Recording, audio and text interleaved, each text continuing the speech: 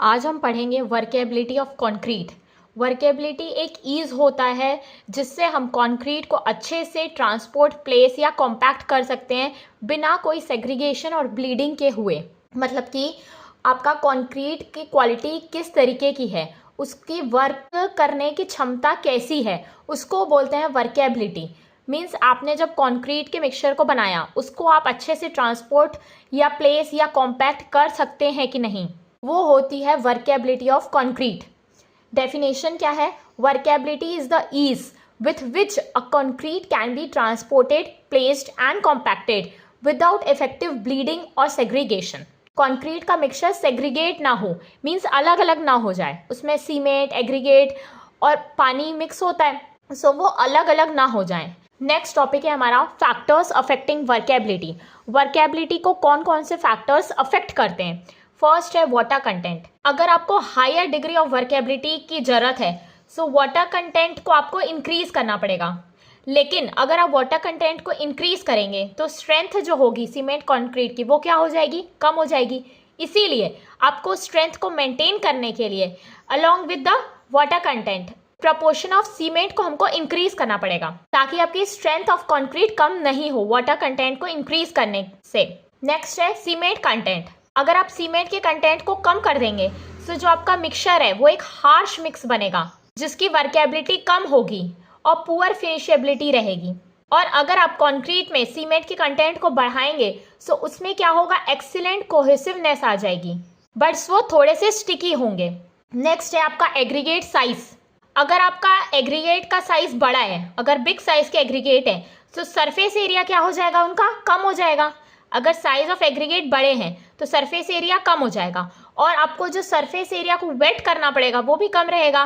तो क्या होगा? आपको जो पेस्ट की रिक्वायर होगी वो भी कम रहेगी लुब्रिकेशन के लिए, ताकि आप इंटरनल फ्रिक्शन को कम कर सके। इसीलिए जो बड़े साइज के एग्रीगेट हैं उनकी वर्केबिलिटी ज़्यादा होती है as compare to small aggregate.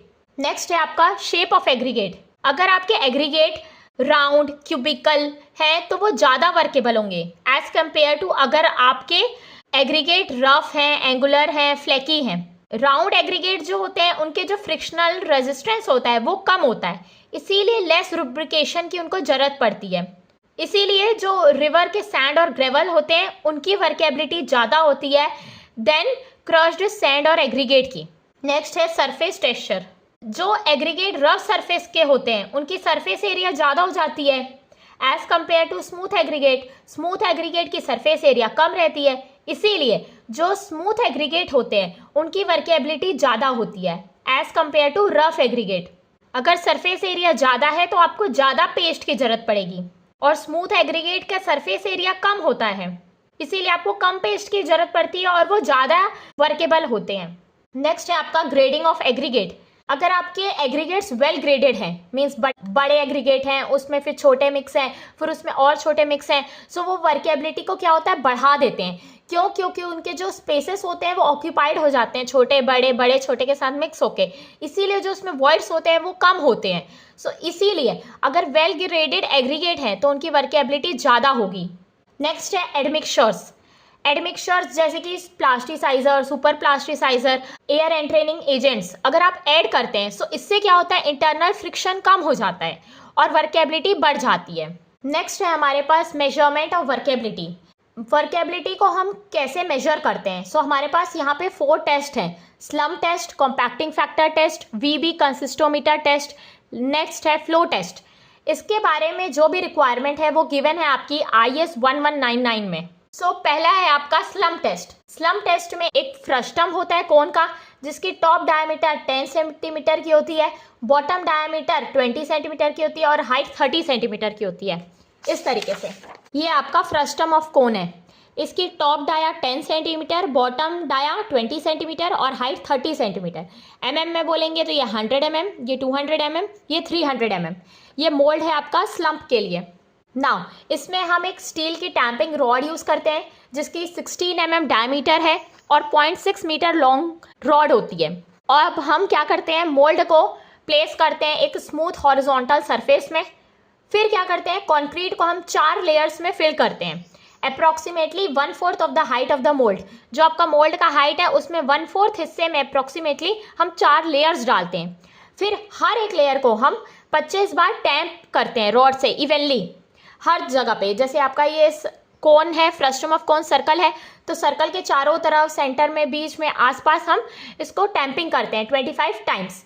फिर क्या होता है, वो जो मोल्ड है उसको हम ऊपर से उठा देते हैं। फिर ये मोल्ड को हम ऊपर से वर्टिकली उठा देते हैं।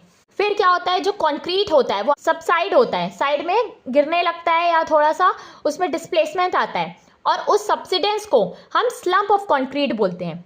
और जो डिफरेंस आता है आपका, जो हाइट की मोल्ड होती है और जो हाईएस्ट पॉइंट होता है आपका सब्सिडेड कंक्रीट का mm में, वो होता है आपका स्लम्प ऑफ कंक्रीट। जैसे कि यहाँ पे आप देख सकते हैं, ये आपकी मोल्ड की साइज है, स्लम्प यहाँ तक आया है, सो ये हो गया आपका ट्रू स्लम्प।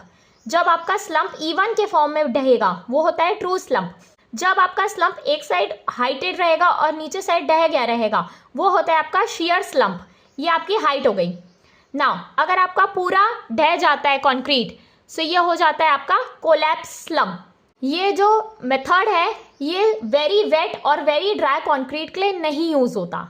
और हम ये भी बोल सकते हैं ये मेथड वेरी हाई वर्केबिलिटी और वेरी लो वर्केबिलिटी कंक्रीट के लिए भी हम यूज नहीं कर सकते, क्योंकि उसमें आपका जो सब्सिडेंस है वो क्लियरली हम मेजर नहीं कर पाएंगे, क्योंकि वो तो पूरा ढह जाएगा या तो बिल्कुल नहीं ढहेगा।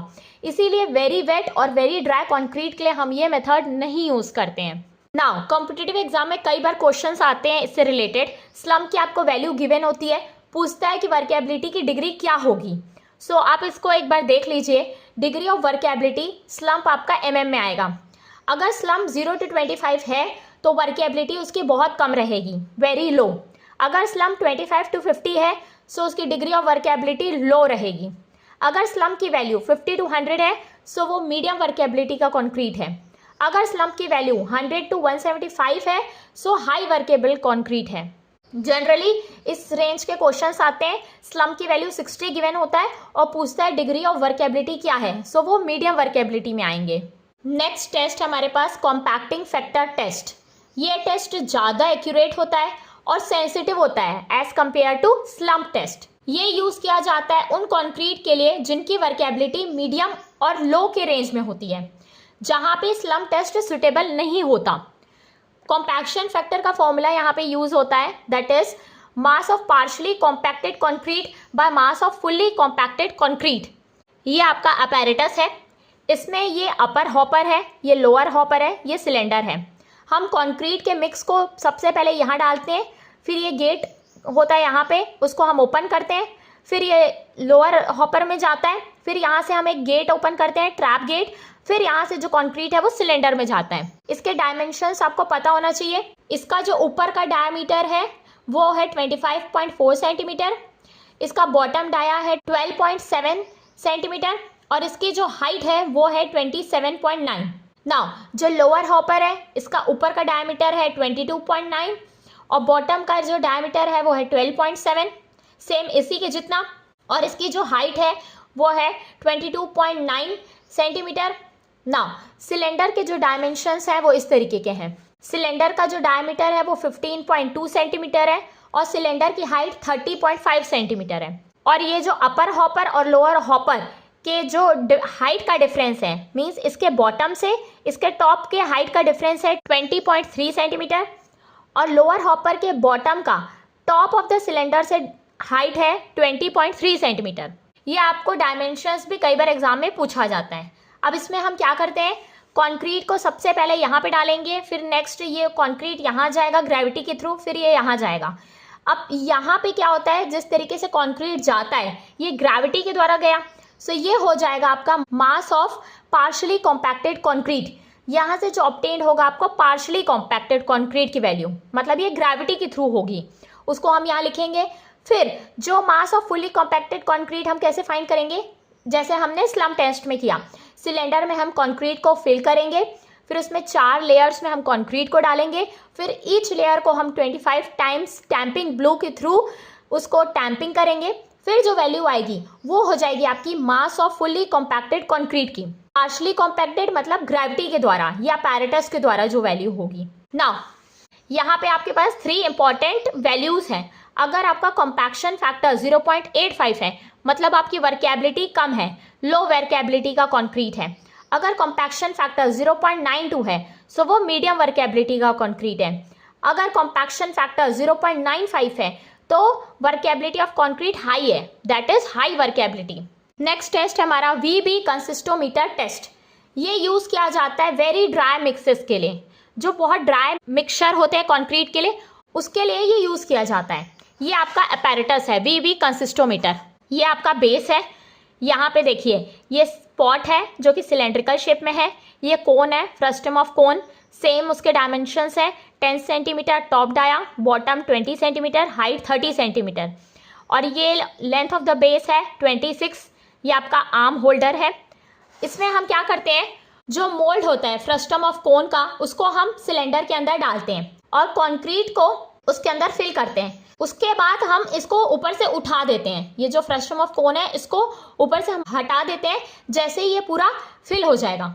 फिर उसके बाद जो ये सिलेंडर है, ये आपका जो सिलेंड्रिकल शेप है उसको हम वाइब्रेशन देते हैं और वो टाइम हम देखते हैं जिसमें कंक्रीट का शेप चेंज होता है। इस शेप से स्लम्प कोन से जब वो सिलेंड्रिकल शेप में आ जाता है वो होता है आपका वीबी डिग्री। ये टाइम इन सेकेंड्स में ऑब्टेन होता है। मीन्स जिस समय में ये कंक्रीट जो कि फ्रस्टम ऑफ कोन के शेप में है जब वो सिलेंड्रिकल के शेप में कन्वर्ट हो जाता है उस टाइम को हम मेजर करते हैं और वो टाइम कहलाता है आपका वीबी डिग्री इन सेकेंड्स। ये मेथड यूज किया जाता है वेरी ड्राई मिक्स, जो कंक्रीट बहुत ड्राई होते हैं। सो उसमें क्या होगा, जैसे ही हम वाइब्रेशंस देंगे तो उसको शेप आने में समय लगेगा, इसीलिए जो टाइम की एक्यूरेसी है वो यहाँ पे अचीव अच्छे से हो पाएगी as compared to the other methods. Now we will discuss some important previous year questions related to workability. First question, the correct sequence of workability test or method in order of their application from low to high workability is. हमको ये बताना है कि workability लो से high अगर जाएंगे सो कौन सा टेस्ट उस अकॉर्डिंग करेक्ट होगा।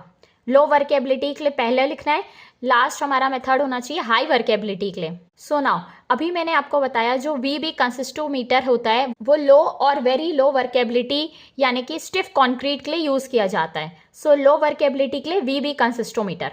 नेक्स्ट, अब मीडियम वर्केबिलिटी के लिए हम क्या यूज करते हैं, कॉम्पैक्टिंग फैक्टर टेस्ट। ये ज़्यादा एक्यूरेट होता है as compare to slump test और यूज किया जाता है मीडियम टू लो वर्केबिलिटी के लिए। सो ये हो जाएगा आपका next option compacting factor test. Last, high workability के लिए हम क्या यूज करते हैं, slump test.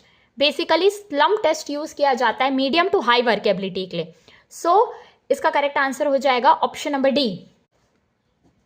Next question, match list 1 workability test with list 2 measurement and select the correct answer. List 1 में आपको टेस्ट गिवन है, लिस्ट 2 में आपको डेटा गिवन है, मतलब कि मेजरमेंट इन mm गिवन है, पॉइंट्स में वैल्यू गिवन है और सेकंड में वैल्यू गिवन है, राइट। सो देखिए जो स्लम्प टेस्ट होता है वो जनरली किस लिए यूज किया जाता है, जिसकी स्लम्प रेंज करती है 75 mm to 125 mm। So A का क्या हो गया, सेकेंड हो गया। Now compacting factor, compacting factor test जो होता है वो किस लिए यूज होता है, मीडियम वर्केबिलिटी के लिए, यानी कि उसकी कॉम्पैक्टिंग फैक्टर रेंज होगी 0.8 टू 0.98। सो इसका हो जाएगा बी का 3। नाउ वीबी टेस्ट, वीबी टेस्ट यूज किया जाता है लो वर्केबिलिटी के लिए, यानी कि इसका टाइम हो जाएगा 0 टू 10 सेकेंड। सो सी का 4। Now flow test, flow test use किया जाता है वेरी हाई वर्केबल कॉन्क्रीट के लिए, जिसकी वैल्यू रेंज करेगी 300 mm to 500 mm। So D का फर्स्ट। सो ये किस ऑप्शन में है देख लीजिए, slump test second, compacting factor test 0.8 to 0.98, VB test 0 to 10 second, flow test 300 mm to 500 mm। So इसका करेक्ट आंसर हो जाएगा option number D. Next question, which one of the following aggregate give maximum strength in concrete, A rounded aggregate, B elongated aggregate, C flaky aggregate, D cubical aggregate. कौन सा aggregate सबसे ज्यादा strength देता है concrete में? So इसका correct answer है option number D cubical aggregate. जो मैक्सिमम स्ट्रेंथ होती है वो आपकी अचीव की जाती है क्यूबिकल एग्रीगेट से। राउंड एग्रीगेट से भी स्ट्रेंथ अचीव होती है, मगर इसकी जो इंटरलॉकिंग प्रॉपर्टीज होती है वो कम होती है और राउंड एग्रीगेट उसको अनसुटेबल बनाते हैं स्ट्रेंथ को इंक्रीज करने के लिए। Next question, match list 1 with list 2 and select the correct answer. ये लिस्ट को हमको मैच करना है। गिवन क्या है हमारे पास, round aggregate, crushed aggregate, flaky aggregate, irregular aggregate, और इनकी वर्केबिलिटी के फॉर्म में लिस्ट 2 में डेटा गिवन है। देख सकते हैं वर्केबिलिटी, वाटर कंटेंट। नाउ जो राउंड एग्रीगेट होते हैं इसमें क्या होता है, वाटर की रिक्वायरमेंट कम पड़ती है और सीमेंट की भी पेस्ट की कम जरूरत पड़ती है किसी भी गिवन वर्केबिलिटी के लिए, क्योंकि इसका सरफेस एरिया कम होता है। नेक्स्ट है हमारे पास क्रस्ड एग्रीगेट। क्रस्ड एग्रीगेट जो होते हैं वो हायर कंप्रेसिव स्ट्रेंथ देते हैं, क्योंकि इनके जो साथ बॉन्ड डेवलप होता है वो स्ट्रॉन्गर बॉन्ड डेवलप होता है। नाउ फ्लेकी एग्रीगेट्स क्या करते हैं, ये वर्केबिलिटी को कम करते हैं क्योंकि इसका सरफेस एरिया ज़्यादा होता है। और इरेगुलर एग्रीगेट्स क्या होते हैं, इसमें हमको वाटर की ज़रूरत ज़्यादा पड़ती है as compare to round aggregate, और इसकी स्ट्रेंथ भी कम होती है as compare to crushed aggregate. So option हम मैच कर लेंगे। Round aggregate require lesser amount of water and cement paste for a given workability. So A का आ गया आपका 4। बी क्रस्ड एग्रीगेट का क्या होगा, give concrete of higher compressive strength due to the development of stronger aggregate mortar bond। 3 flaky aggregate का क्या होगा, reduce workability appreciably because of a high ratio of surface area to volume। next irregular aggregate require more water than rounded aggregate and give strength lesser than crossed aggregate। so आप option match कर लीजिए। so इसका correct answer हो जाएगा option number C, 4 3 1 2। Next question, slump and compaction factor are two different measures of workability of concrete। for a slump of 0 to 20 mm what is the equivalent range of compaction factor। अगर slump की value 0 to 20 है so उसके corresponding compaction factor की value क्या होगी। so इसका correct answer है option number B, 0.7 to 0.8। ये मैं आपको एक डेटा बता देती हूँ, अगर slump की वैल्यूज mm में इस तरीके के हैं so उसकी compaction factor corresponding क्या वैल्यूज होंगी। अगर स्लम्प है आपका 0 to 25 सो कॉम्पैक्शन फैक्टर होगा 0.7 to 0.8। अगर स्लम्प की वैल्यू है आपकी 25 to 50 सो कॉम्पैक्शन फैक्टर हो जाएगा 0.8 to 0.85।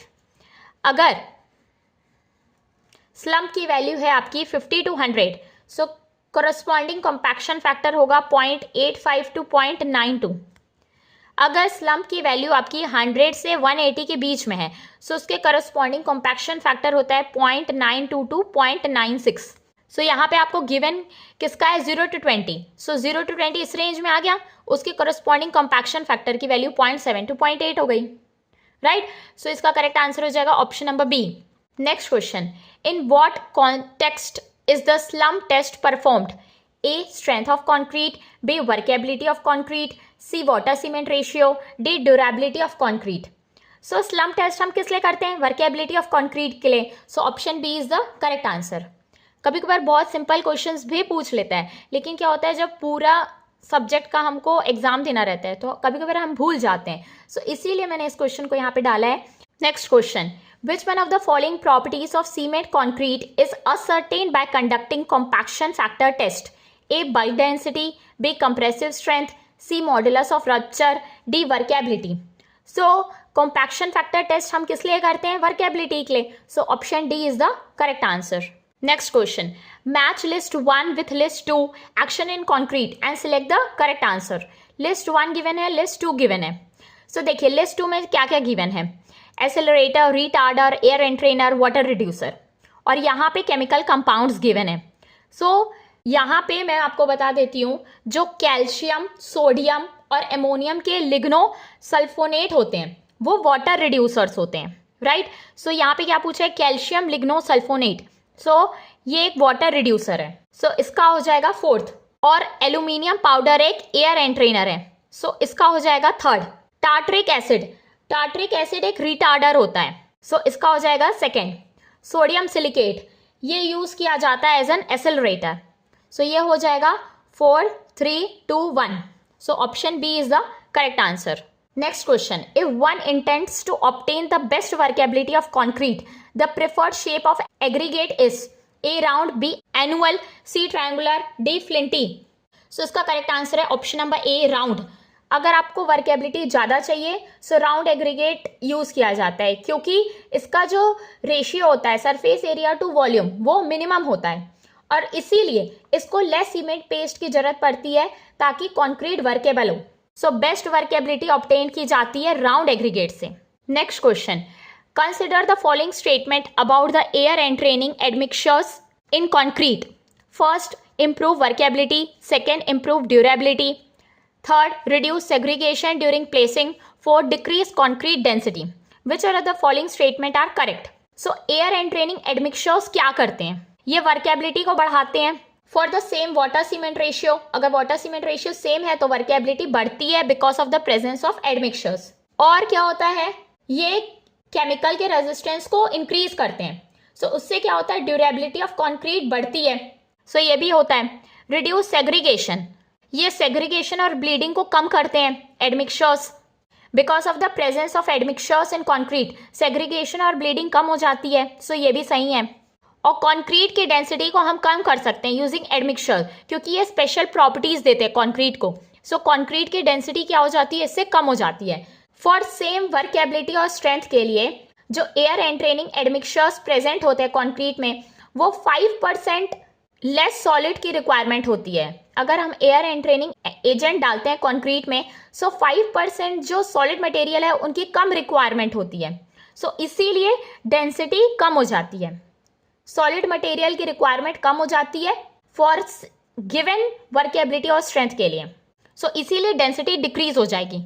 So option A is the correct answer. All the statements are true. अगर आपको मेरा वीडियो पसंद आया सो प्लीज़ वीडियो को लाइक करें एंड मेरे चैनल को सब्सक्राइब करें। Thank you.